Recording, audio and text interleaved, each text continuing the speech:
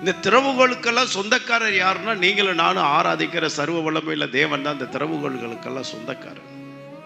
அது பாதாளத்தின் திறவுகோளாக இருந்தாலும் சரி, பரலோகத்தின் திறவுகோளாக இருந்தாலும் சரி, எல்லா திறவுகோளுக்கும் எஜமான் யாரு அப்படின்னா நம்ம ஆண்டவர் தான். அல்லேலூயா. அவருடைய இந்த அண்டம், சராசரம், வானம், பூமி, இந்த எல்லைகள், மனிதர்கள் கண்டுபிடிக்கப்பட முடியாத இடங்கள் எங்க இருந்தாலும் சரி, எல்லாவற்றிற்கும் அதிகாரி ஒருத்தர் தான், நாம் ஆராதிக்கிற தேவன் தான்.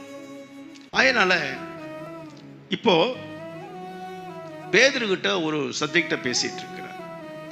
என்ன பேசுறார் அப்படின்னா,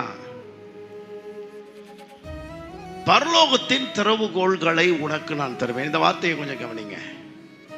இங்கேயுமே அந்த வசனம் பரலோகத்தின் திறவுகோளைன்னு எழுதப்படலை.